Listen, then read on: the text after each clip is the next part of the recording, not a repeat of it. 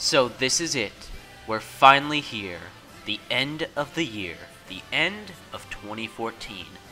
And 2014, what a year it's been for video games. Now I know there's a lot of gamers who this year saw 2014 as a bad year for gaming.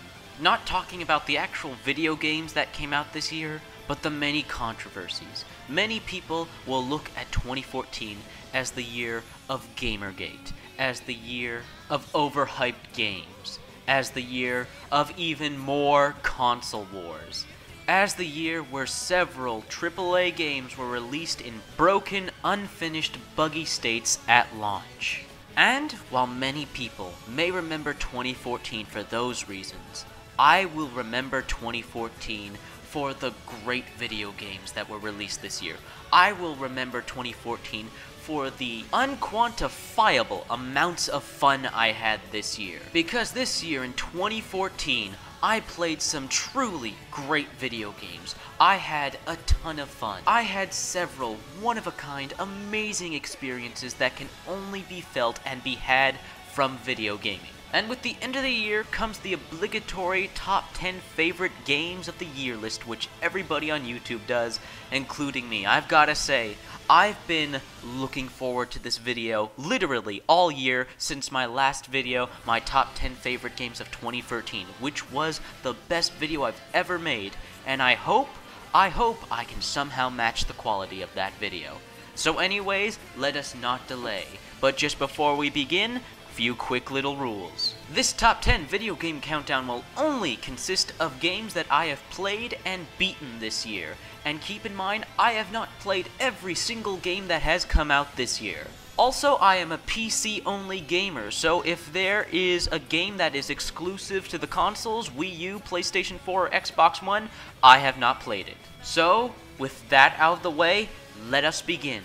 These are my top 10 favorite games of 2014.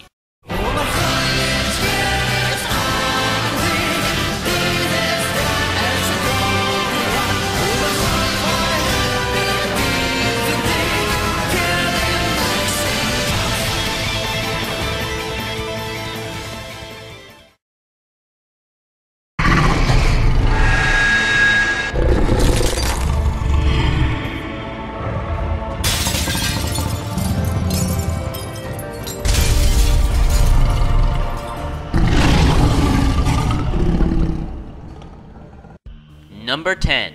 The Wolf Among Us. Telltale Games was on fire this year, what with The Walking Dead Season 2, the first episode of Tales from the Borderlands, the first episode of their new Game of Thrones game, and now, of course, The Wolf Among Us.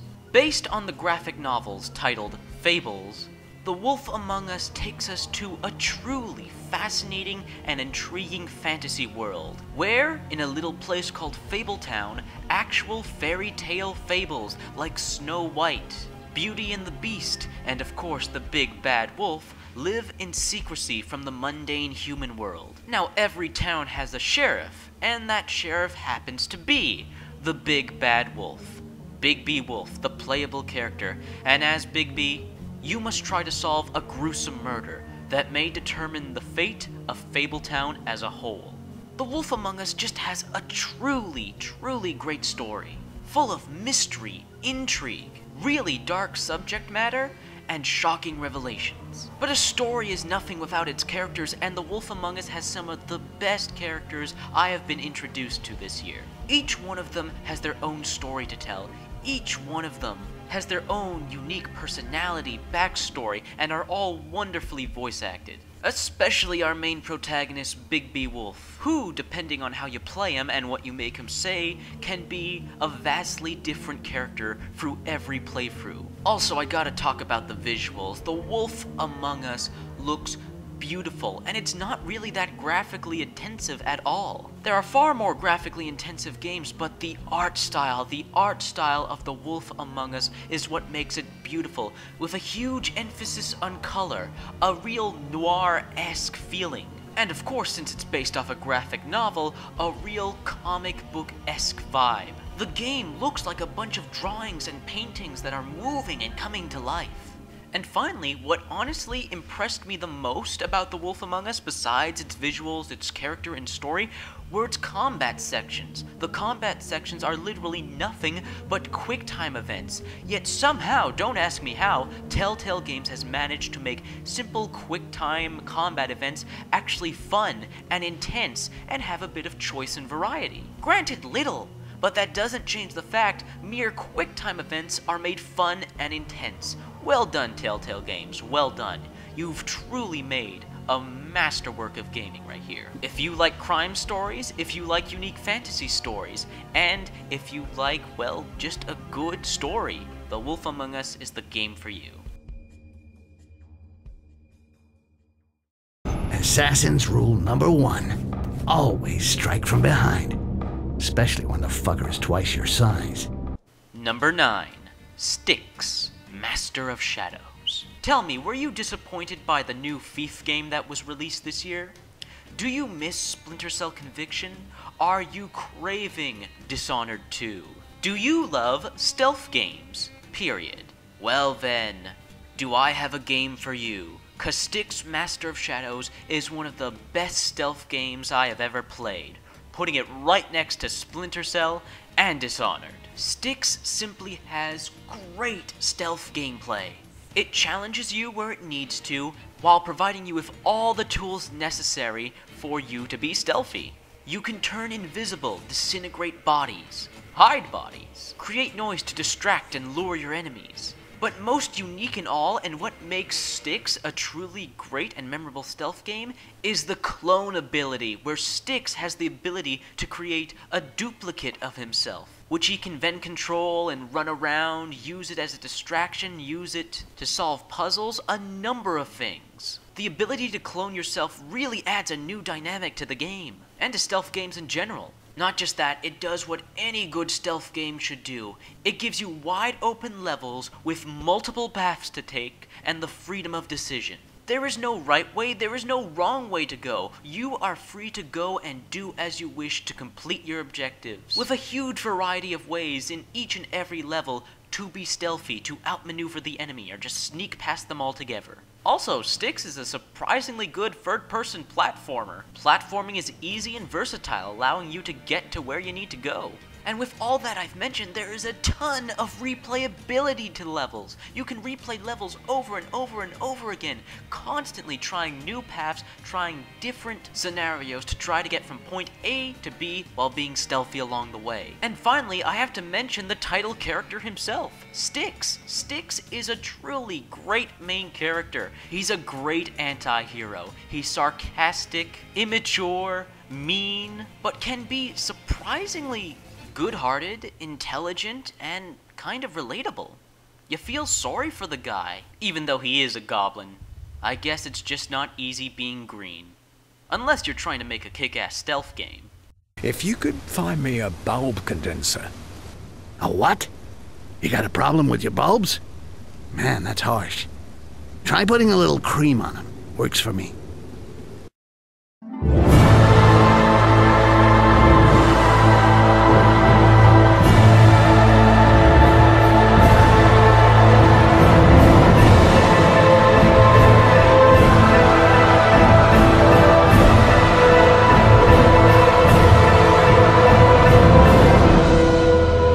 Now, be one with the dawn.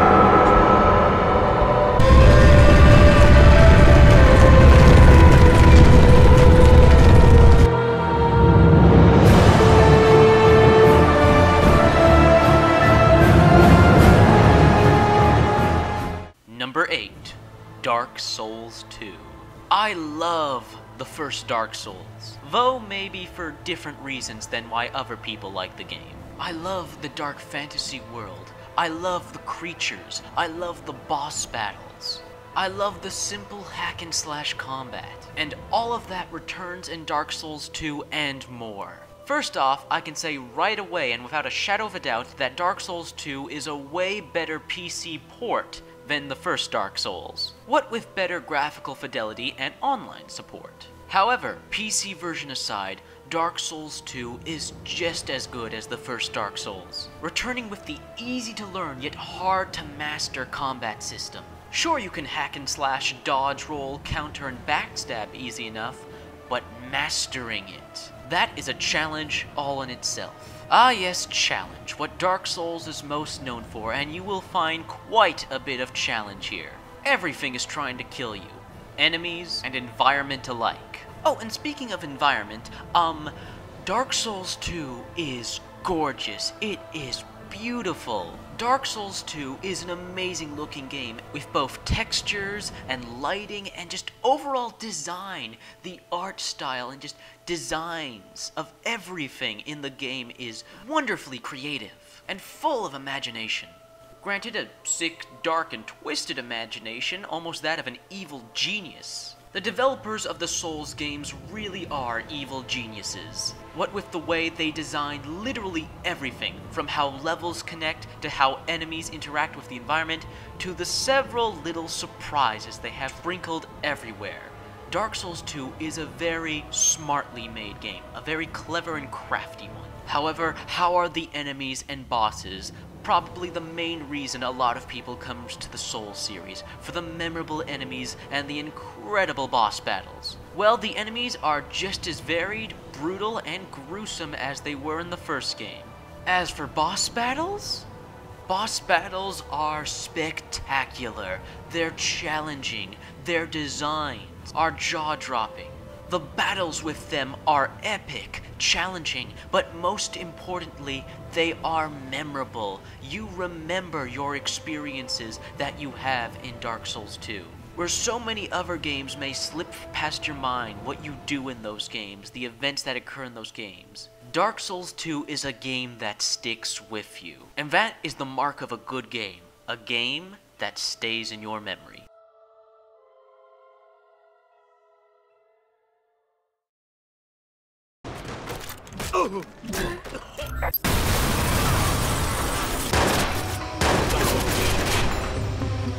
That is a terrible plan. I love it.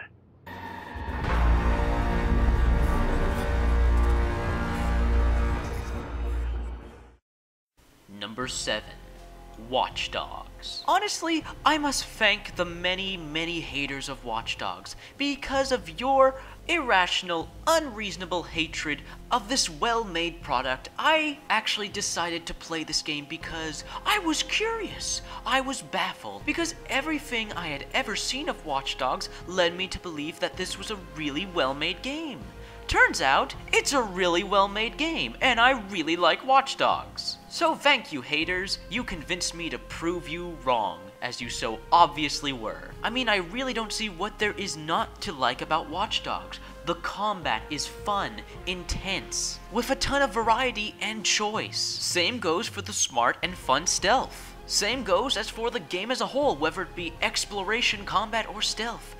It's fun, it's smart, and you have free range, you have variety, you have free will. The game doesn't hold your hand or tell you, you have to do this, you have to use this. The game gives you a ton of weapons, the infamous ability to hack the environment, and lets you run wild. I love games that give me free will and choice, and Watch Dogs is one of those games. Also, if I may go back a bit and mention the hacking again, I love hacking in Watch Dogs. Yes, it's simple, it's unbelievably simple. It's just the push of a button and you interact with something that's context sensitive in the environment. But god dang, I'm not gonna lie, playing other open world games is going to be difficult because I'm not going to be able to hack traffic lights. I'm not going to be able to hack steam pipes or explosive electrical boxes. Or cameras! I love hacking cameras in Watch Dogs. The way you can scout out an area and plan your next move. I love hacking the environment in Watch Dogs, so much fun. There's also good content and context that surrounds this already great combat system, with chaotic fun driving, tons of mini-games, and one of the best open worlds I've ever played in. Not so much for the environment itself, Chicago is a beautiful recreated city in this game, but for the NPC civilians who are just walking around. The way they talk, the way they move, the actions they do everyday things that you see in real life. Couples making out, people talking on their phone, people dancing on the streets, people handing out flyers. I've never seen an open world that was so alive. The NPC civilians made everything feel alive, and with the added ability to hack the personal information of every single one of these civilians and learn their names and a little bit about their lives, everything felt alive. It felt almost real, and that's kind of scary. There's also a pretty decent action thriller plot that connects everything together. It's not good, it's not bad, it's a decent action thriller plot and it gets the job done. I also like the main protagonist, Aiden Pierce. Granted, there are certainly a lot of problems with the character, but I like him all the same. Definitely room for improvement though. Finally, I have to admit this, I have to say it. The main reason I really like Watch Dogs and one of the main reasons I really wanted to buy and play this game was because it reminds me of the television show Person of Interest, and I really like that show. Okay, I'm a sucker for getting stuff that reminds me of other stuff I like. You're guilty of this too. Wait, my prince! Your emblem.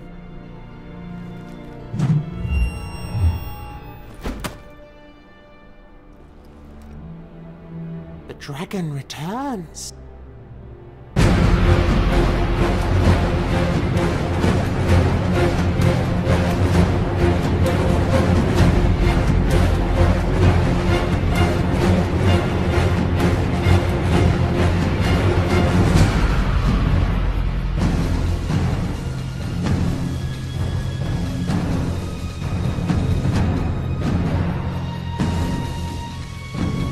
Number 6. Castlevania, Lords of Shadow 2. I love the first Castlevania, Lords of Shadow, so I was eagerly awaiting the sequel. And oh boy, did it not disappoint. The visuals of this game are amazing. So much color, so much detail. The game just looks raw, it looks beautiful. And the combat of this game is great. It's fun and dynamic. A real improvement from the first game, cause now you have free weapons to choose from and slaughter enemies with.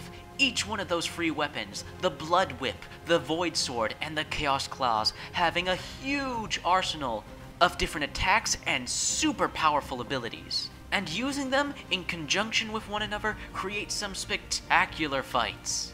Platforming is another thing that has been improved from the first game, where in the first game it was slow and methodical. You had to take your time. In this game it's fast and fluid, easy and instantaneous. I love it. What I also love, which is just as good as the first game, are the boss battles. The boss battles are just awesome. From their designs, to their animations, to their attacks. The boss battles are a ton of fun. They're epic, they're memorable, and they're just as good as the boss battles found in the first game. And not just that. In order to appease fans of the older Castlevania games, Castlevania Lords of Shadow 2 has taken a different approach from a level selection type of game to an open world, multiple different stages connected in a variety of ways kind of game, similar to the older Castlevanias. Especially Symphony of the Night, where it was just one giant connected world. Speaking of the world in Castlevania Lords of Shadow 2 is breathtaking. The dark gothic design of everything is mesmerizing. Almost, if just not as mesmerizing as the several epic, badass moments throughout the game. And to wrap up this wonderful package in a nice little bow is the story of Dracula himself. This conclusion to the Lords of Shadow story, this conclusion to the story of Dracula himself, Gabriel Belmont, is both a silly and fun one, yet one that is also filled with emotion, of loss and regret, of love and vengeance. It's a good story, and a game that is most deserving of the Prince of Darkness himself, Dracula. I am no longer Gabriel, woman. I am the dragon, Dracul. I am the Prince of Darkness. I am, and will be, forever a thorn in his side.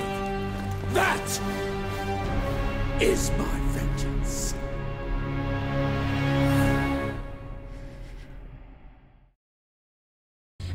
something else here. A creature, it's big and it's lethal. Ripley, slow down. A creature?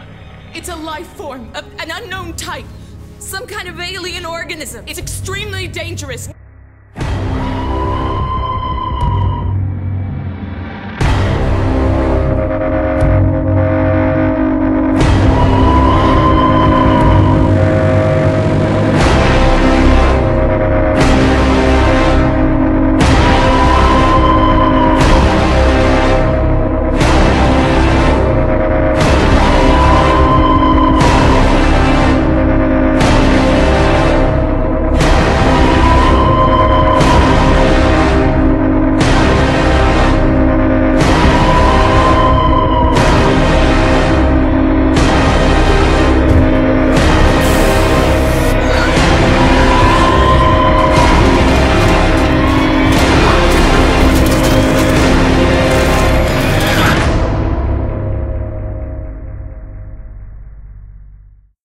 Number 5.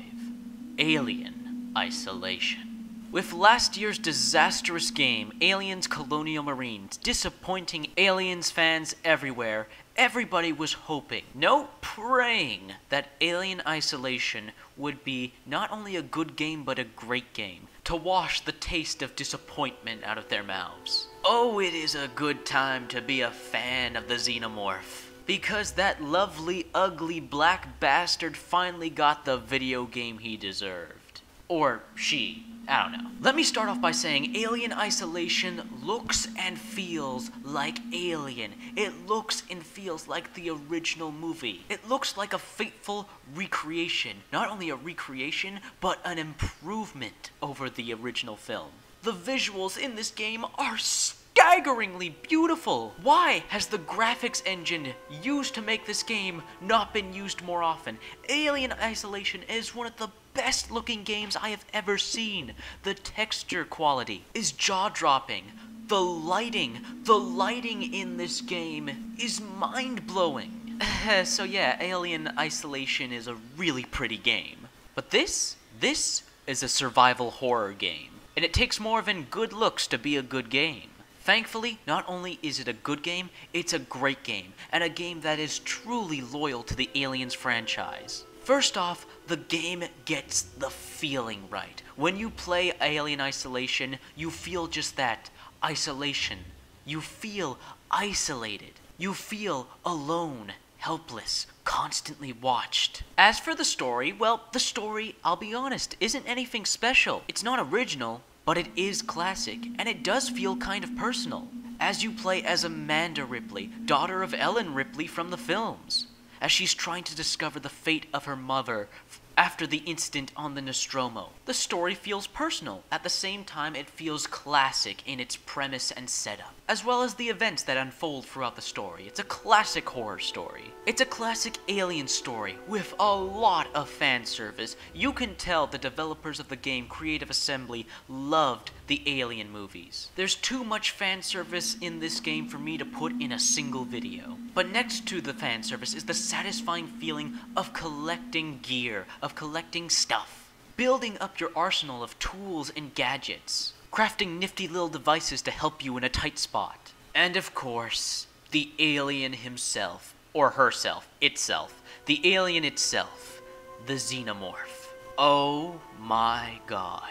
The alien is amazingly, beautifully animated. It looks like a living creature. Not an NPC in a video game, a living creature. But next to that, it's one of the most intelligent and challenging AI combatants I've ever faced in a video game. You can't kill this thing. All you can do is hide and try, hope to outsmart it.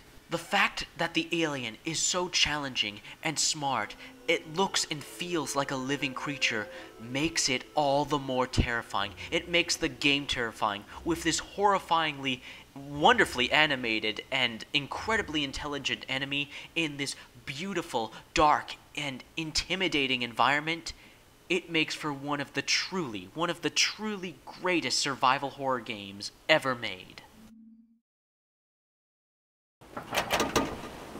Alarm!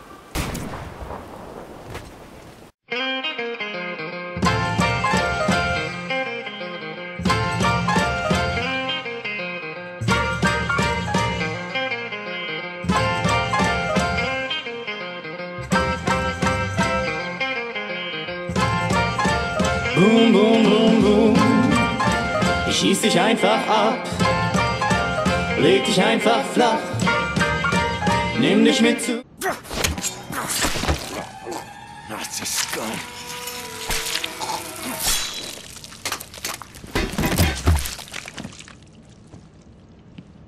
Number 4. Wolfenstein: The New Order. It's funny when people say that the first-person shooter is dying, that nothing more can be added to it. Then comes along Wolfenstein: The New Order to kick it in the ass. First off, for a Wolfenstein game, for a first-person shooter that has always been about just shooting Nazis and having a good old time, in comes Wolfenstein: The New Order with an amazing story, with amazing characters, with a fantastic and unique premise and plot. BJ Blazkowicz, his companions, and his villains are all expertly written, expertly voice acted. They're memorable. You feel for these characters. You can't help but love BJ Blazkowicz. You can't help but feel sorry for his companions. And you can't help but hate those despicable Nazi villains. The game is dark and mature. It takes its audience seriously. The game's like, you're an adult, here's an adult game, here's an adult story. Here's a game that holds nothing back. It shows you the horrors of war. It shows you the actions of people in this sort of situation.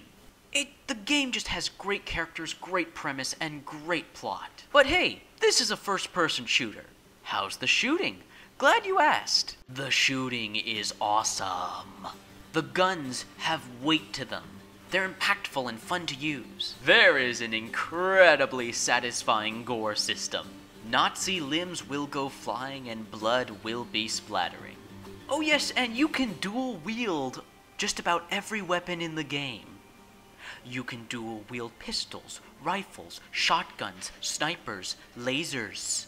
Almost every weapon in the game is dual wieldable, and every weapon is upgradable, allowing you to cause mass chaos among the small armies of Nazis you face over and over again. Also including super soldier Nazis and Nazi robots. There's also just great variety from level to level. Every level of Wolfenstein: The New Order has something different to offer. The game never feels repetitive. Wolfenstein: The New Order kind of feels like if Quentin Tarantino made a video game. Yes, it's that crazy and it's that good. Wolfenstein: The New Order shows that a single-player only first-person shooter can be both a quality product and more than worth your money. Now get out there, soldiers, and kill some Nazis. What have you been up to, Blazkowicz?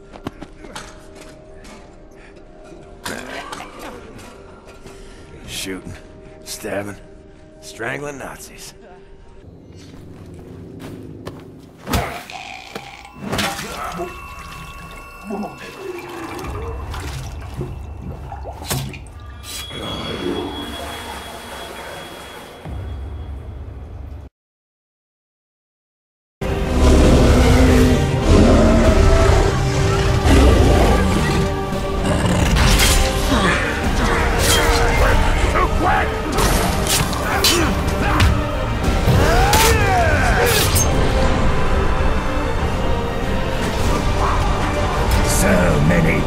You've slain so much death and blood.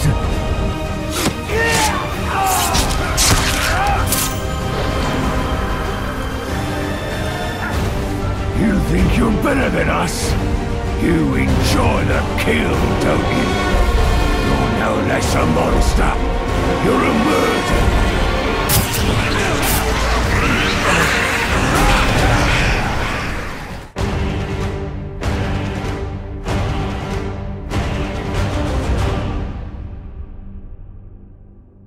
Number 3.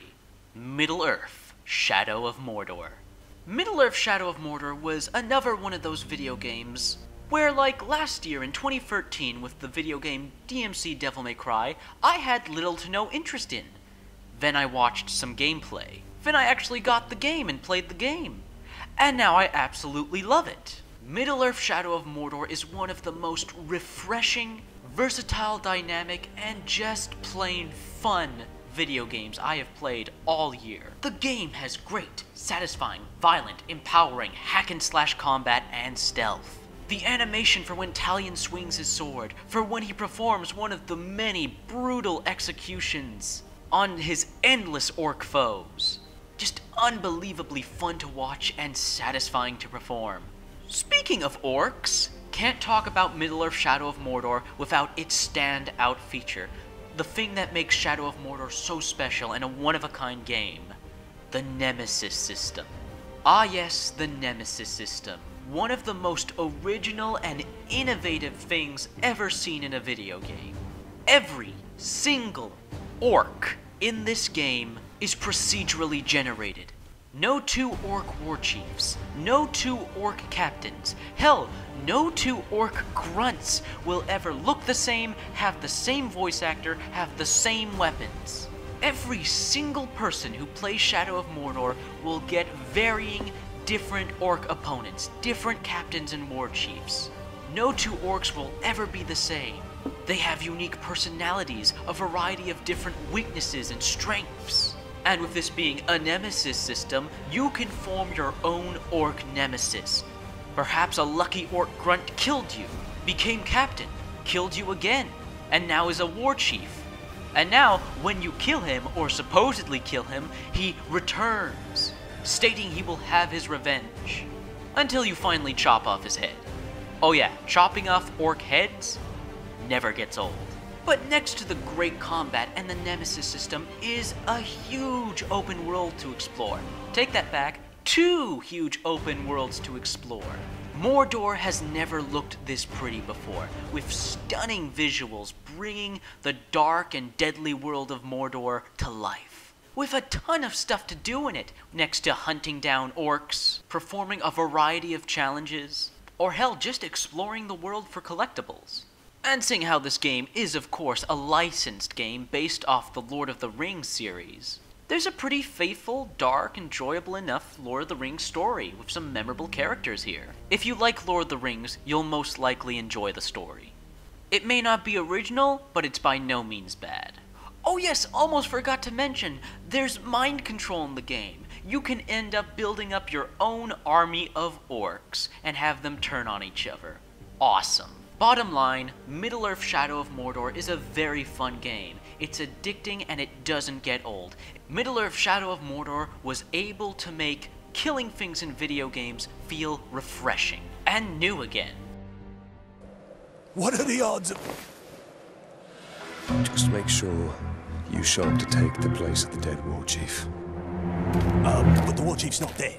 I'm going to go kill him! Oh, good plan! I'll be right behind you.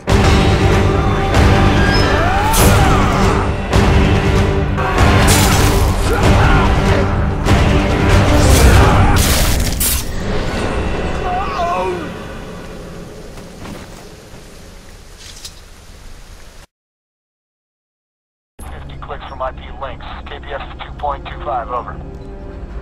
Roger, Phantom 1, proceed to links, then track radio 149 or align to primary JP and sound off. 2 standing by. 3, good to go. Roger that, all flights, initiate jump sequence. Jumping in 3, 2, 1, mark.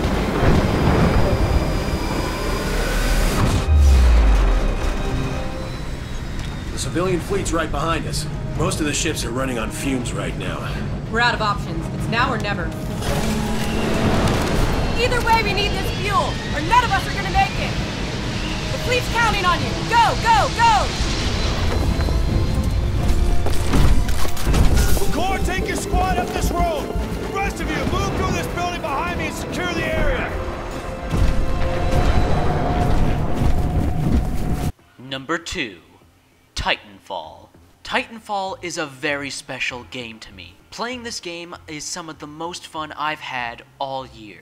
I love Titanfall and it has easily become one of my favorite games. And it's a multiplayer only game, and if you guys know anything about me, you know I usually stay away from multiplayer games. I'm usually a single player kind of guy.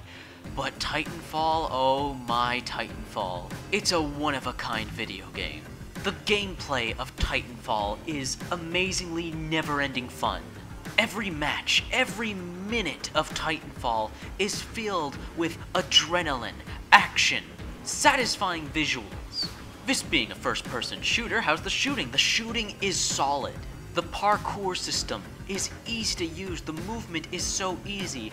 Double jumping, wall running, chain double jumping wall running is so easy to use. So simple yet versatile. The Titans, the giant robots that fall from the sky. The main attraction of the game. The Titans are awe-inspiring. They are awesomely designed. They are some of the most awesome mechs in gaming ever. From Atlas to Ogre to Strider.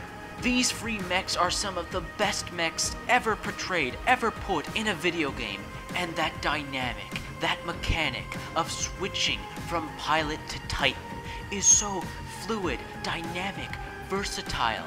It may not be the Nemesis system from Middle-earth Shadow of Mordor, but the dynamic between pilot and Titan is so awe-inspiring. The game is just also a dream come true, pure escapism. Who hasn't dreamed of an epic sci-fi mech war? With both infantry and mechs interacting with each other, with spaceships battling above and in the distance. Yeah, it's a dream come true. But next to that, it's just a great, solid multiplayer game. If you love multiplayer, if you love playing with people, and having a good time online, if you feel like multiplayer shooters such as Battlefield or Call of Duty just aren't about fun anymore, if you feel they're all about grinding and putting up with toxic communities, then I highly recommend Titanfall for a refreshing multiplayer experience. There is a ton to do, a ton to unlock, great satisfying weapons both for Titans and pilots, and just I love everything. I love Titanfall. I love this game. It has become one of my favorite shooters of all times. It's a great game to play with friends, and it's some of the most fun I've had all year. I just love Titanfall. No person is better than another, Bliss. I disagree. You kill me, you're better. I kill you, I'm better.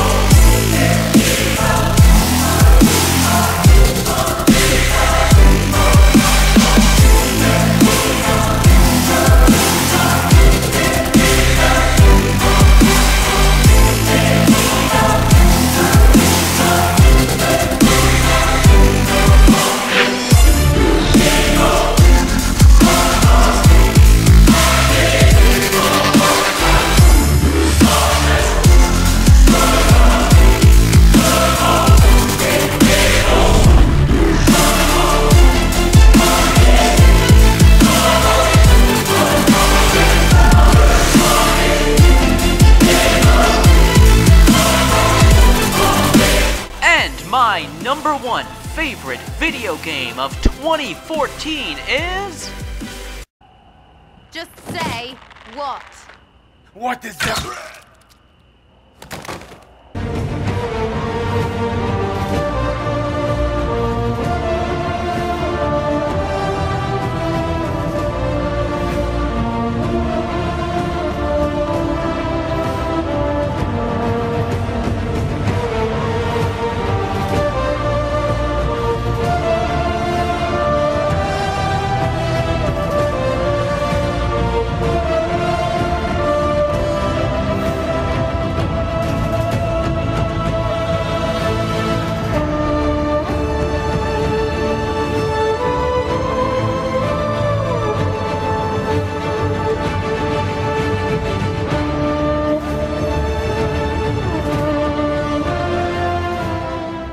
Dragon Age Inquisition.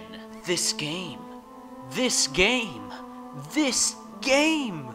Words cannot describe how much of a truly amazing, exceptional, phenomenal video game this is.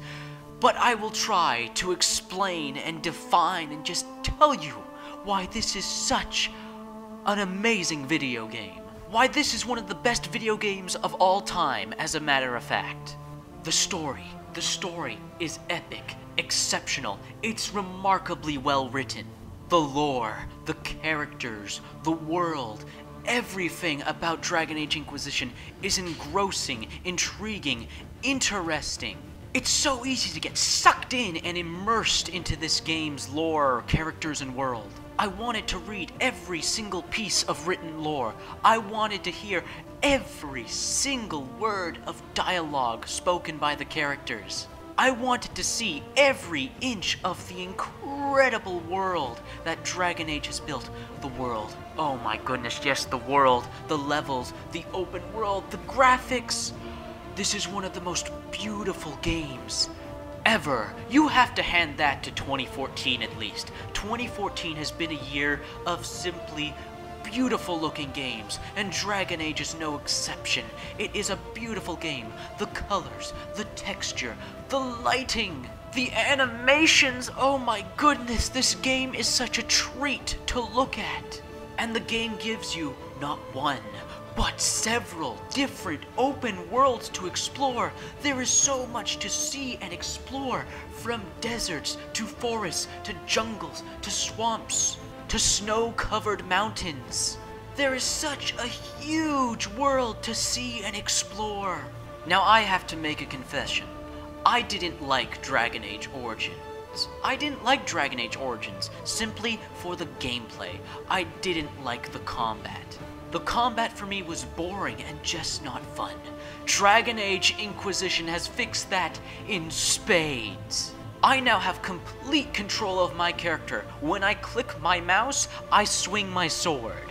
But more than that, there are a ton of fun and flashy abilities to use. The combat has never been so flashy and colorful before. Melee weapons have impact. Blood splatters on both enemies and your characters alike. And mages and their magical abilities decimate and gruesomely destroy your enemies. It's so colorful and fun and flashy, and now I love the combat.